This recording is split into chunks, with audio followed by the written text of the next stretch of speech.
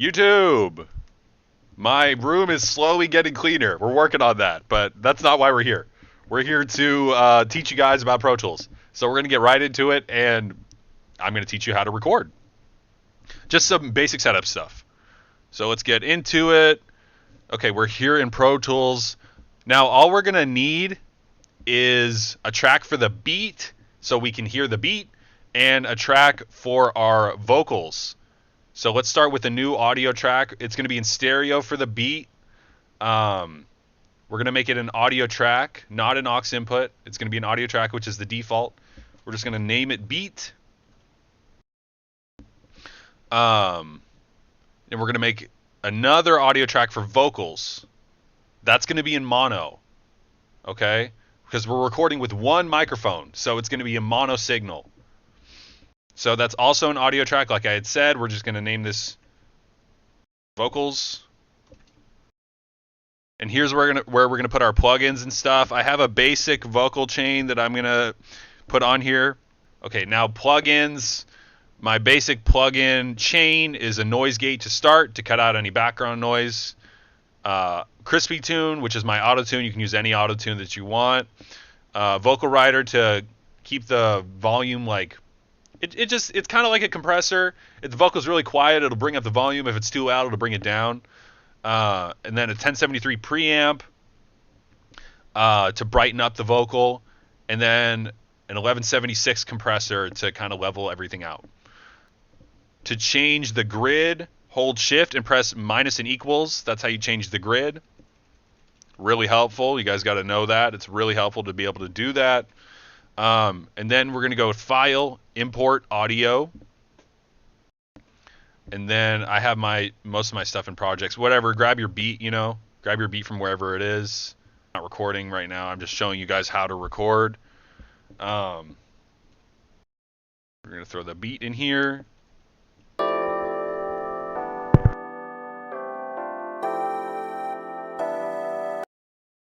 There's the beat. Go ahead and set your auto tune to the right key. I think we had said it was D minor. So we're going to set that to D minor. And then have your settings, whatever they are. I think I have this at like 71, 13, 100% correction.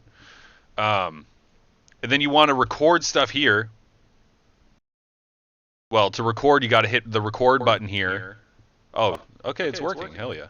And then input. Normally you would say you would put input, but it's working without that for some reason. I don't know why. My setup is really strange.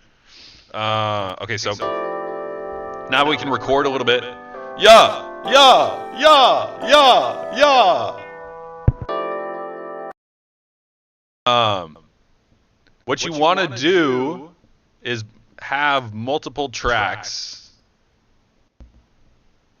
that you can track stuff to. This is a general recording strategy. I'll figure all this out in the edit. But record here. Record up top, right here. Yeah. Some shit, whatever. And then drag it out of the way. That way it has the same plugins here. That's why we duplicated this stuff.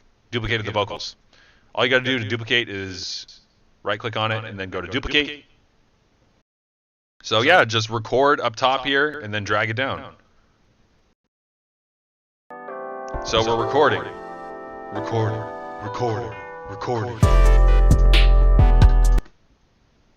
And then just drag it down, man. That's all you got to do.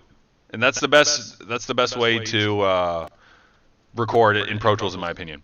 And then once you're done, like say this is a complete, we filled the beat with vocals, ready to go. Right click and go to bounce on the track. And then name it something and put it somewhere. Prompt for location. I have it set to prompt for location for file destination.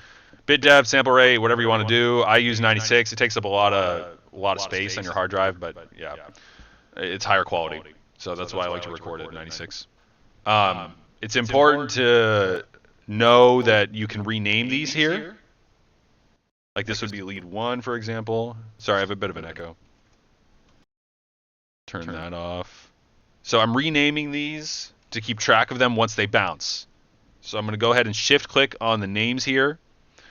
on the tracks, the audio tracks that we made earlier. You're going to hit bounce, prompt for a location. We're going to name a video 42025. That's fine. Prompt for a location. I'm just going to throw this in the YouTube folder. Recording. Yeah, recording. Okay, so there's our files, man. So that's all you need. And then from there, you have the stems. You can send that to your audio engineer, or you can mix it yourself. I would recommend doing that in a different template, just to save some CPU processing on your computer. I have a good setup, but I like to spread them out. It just makes it easier to operate. Sometimes you got to go back and forth, like if you mess up a recording or whatever, but it's not a super big deal. But yeah, that's going to be the outro for this video, man. Hopefully this was helpful. If you guys have questions, if you feel like I went too fast on something, just DM me on Instagram or comment on the video and tell me what I can do to improve. Thank you for watching. I appreciate you guys. See ya.